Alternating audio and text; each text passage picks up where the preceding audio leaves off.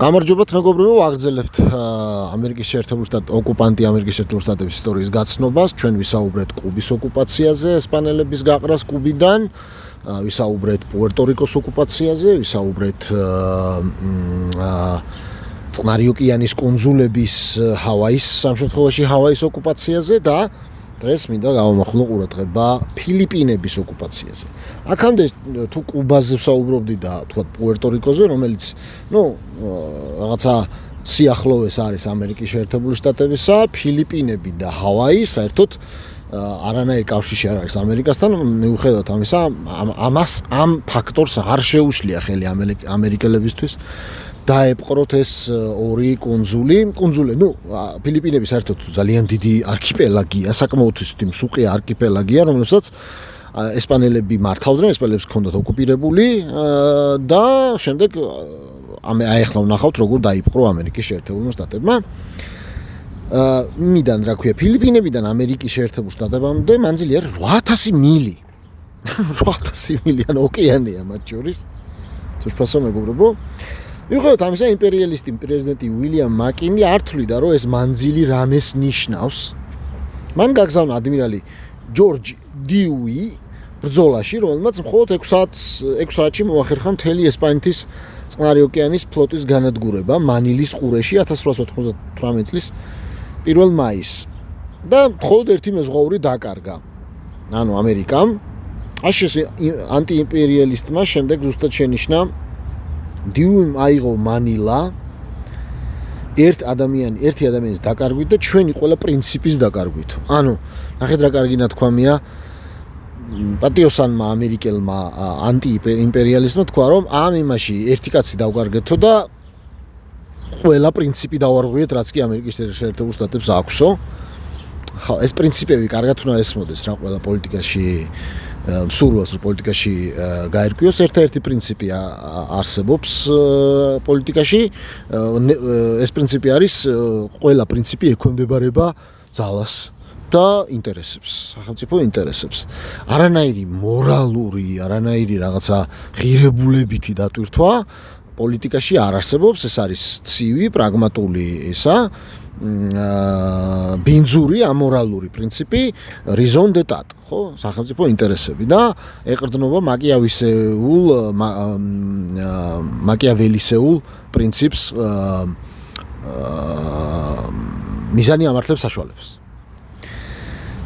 აგრძელებს ისტორიკოსის თხრობას, ფილიპინელი მეამბოხები, ისევე როგორც კუბელი მეამბოხები, თავდაპირველად შეცდომით მიიჩნევდნენ, რომ აშშ მათი მოკავშირე იყო, თუმცა მოგვიანებით გააცნობიერეს, რომ აშშ-ს არ ჰქონდა ინტერესი გაეთავისუფლებინა ესპანეთის მიერ ოკუპირებული ტერიტორიები. 1898 წლის 10 დეკემბერს გაფორმებული პარიზის ხელშეკრულებამ ესპანეთის მარცხი დაადასტურა, ხოლო არც კუბის და არც ფილიპინების მეამბოხეებს მშვიდობის მოლაპარაკებებში მონაწილეობის უფლება არ მიეცათ. მეგობრებო, ასე მუშაობს პოლიტიკა. აი დღეს რომ უკრაინაში ომია, ხო? მიმდინარეობს ომი.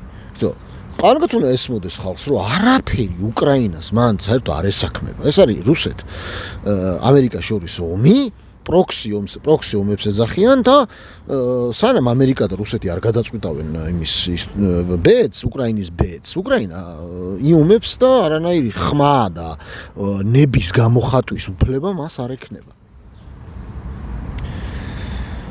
რაც ხატყოფდა, რომ არც მისი თავისუფლება და არც მათი აზრი არ ყოფილა ვინმესთვის მნიშვნელოვანი. ბუნებრივია.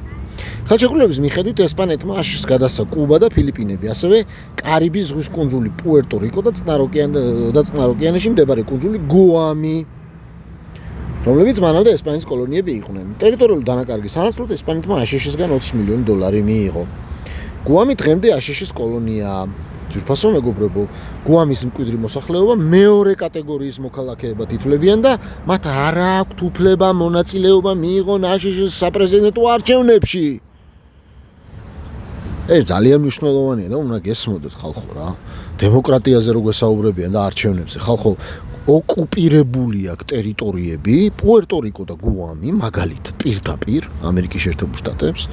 ისე აქვს ოკუპირებული და იქაურ მოსახლეობას არ აქვს უფლება ამერიკის შეერთებული შტატების შტატიც კი იყოს, ანუ ისეთი კოლონიაა და შესაბამისად არც უფლება აქვს რომ ხმა მისცეს ვინმეს ამ იმის მოსახლეობა, ამ კონძულების მოსახლეობას.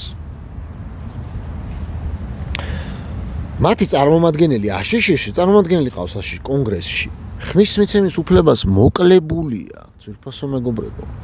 აშშ სამხედრო ძალებმა გუამის კუნძული ფაქტობრივად ხელში ჩაიგდეს და ოპერირებენ იქ არსებულ ანდერსენის სამხედრო საჰაერო ბაზაზე, სადაც არ ითვალისწინებენ ადგილობრივი მოსახლეობის ინტერესებს, ძვირფასო მეგობრებო. ამას არც მეტი არც ნაკლები გვატყობინებს Washington Post-ი 2017 წელს. აგერ არის სურათზე ეს კუნძულები და არქიპელაგოები, რომლებიც კოლონიებია ამერიკის შეერთებული შტატების. დეივიდ ვაინი გვატყობინებს Washington Post-ში. ამით შევჩერდებით და გავაგრძელოთ შემდეგ ნაწილში, ეს არ დასრულებულა იქნება გაგრძელება.